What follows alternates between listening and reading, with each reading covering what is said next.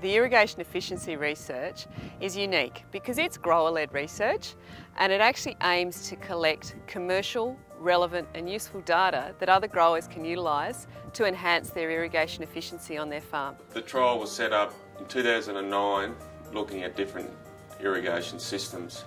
There was 4 different systems that we wanted to look at, one being the siphon, which is our traditional system, bankless channel, drip irrigation and linear move overhead sprinkler irrigation. The 2015-16 season will be the 4th set of data collected from the Keytah comparison trial. So it will be a really good set of data that provides 4 years worth of relevant information that farmers can utilise to help make irrigation decisions on their farms. The trial's been more of a grower-led trial. It's not a replicated trial, but it's looking at all the practical implications of managing these different types of irrigation systems and what sort of water use efficiencies and costs we incur by running these sort of systems. So the aim of the trial originally was to look at different water use efficiencies, to see whether we can save some water by running some different types of irrigation systems. We've found that there has been some water savings, but there's been some implications behind some of those water savings. The drip's obviously been the strongest as far as saving water. Linear move not far behind, and the bankless channel and siphon over the banks flood irrigation systems been very similar. Yield results, which dictate, I suppose, water use efficiency. Siphon has been strong as always, but the linear move has been up there and actually has been a little bit stronger in the wetter years. Suffered maybe a little bit in the dry years.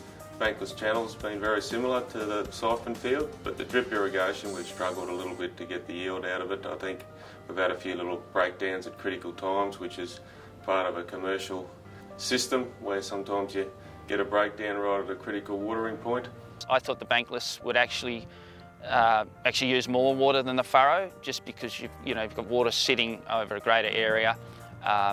But we haven't found that at all. It's been very similar to the furrow, so that makes it look like it's got greater upside. Well, with the lateral system, it hasn't surprised me that we've used less water than, say, the siphon, but it has surprised me that the yield has been so much better. There seems to be a bit of a seasonal difference between some of the systems. We do find where we have a overhead irrigator and we're not filling the profile right up, in a wetter year we're able to capture that rainfall a little bit more efficiently, and that system has really shined as far as not waterlogging the crop as much as a flood irrigation system when they get heavy rain and we've just irrigated. So that's been a little significant saving there, but there definitely has been some, on the flip side of that, in the really hot dry years, we've struggled to keep the water up to the overhead linear move. We find that the drip and the linear move definitely has some significant savings in number of staff, but they do need to have a high technical level, and the bankless channel actually has some labour savings and probably doesn't require that higher level, technical level to run a machine. And obviously the siphon over the bank has a reasonably high labour requirement to start all the siphon pipes. And in terms of the labour use, we've found that probably the bankless channel has been probably the least labour requirement and skill level, followed probably by the drip and then the linear. Both of those require reasonably high skill level to diagnose any issues with the machine, and the siphon over the bank has required the highest number of labour units, although they don't have to be highly skilled. The energy costs on some of these systems is definitely significantly higher when you pressurise water, such as the drip system and even a linear move. So there's a higher diesel requirement there, which has to be factored in. The bankless, in my opinion, is by far the most energy efficient. And the only difference being from the siphon is the fact that you can end up with almost zero tailwater. So you've just basically got delivery energy use, and obviously the energy use that's involved in checking, which is the same for all systems. There's also the capital requirements to install some of these systems is quite high, especially in a drip system where you've got to put a drip tape under the ground. The linear move is a mechanical machine, so it's a reasonably high cost as well.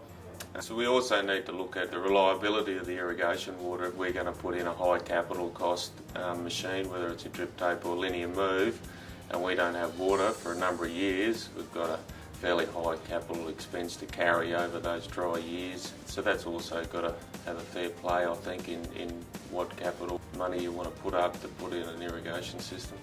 In regards to maintenance, ongoing maintenance and repairs, to summarise that, I would think that the bankless would come out on top, being the least expensive, followed by the furrow, and then it would be, on my belief, that the drip would be better than the lateral as far as ongoing costs go, even though the initial setup cost was more expensive. Yes, they've all got the little advantages. We definitely have found the drip tape as being the most water use efficient. The linear move has been very labour saving most of the time, and has some good water use efficiencies, especially if maybe you're in a high rainfall environment where you can get assistance from rain. And the bankless channel has definitely been a standout system as far as ease of watering and labour saving, but still being relatively efficient or comparable to a siphon field. And we believe there is some significant energy savings in the bankless channel because we're not pressurising water and we're not lifting water, we're not pumping a lot of tail water. So with our siphon system we tend to pump up to 30% tail water. We're getting nearly zero tail water on our bankless channel system. I get asked a lot if I was starting with a blank canvas, which system would I recommend that they put in, and I don't think there's any simple answer to that. I believe that you need to look at how secure your water is, for starters, as to whether you can afford the capital costs that would be involved and then not have the water available. So we've used this trial to also look at whether we can change our systems across our farm, as I'm hoping other people may want to do too. I guess there's not really one right system. It seems to be a lot of things that come into play, such as topography to start with. If it's not flat enough, you can't flood irrigate. Soil type too seems to be having a big impact, I think, especially on a drip tape. It tends to like soil that's maybe a little bit more well drained than heavy clays.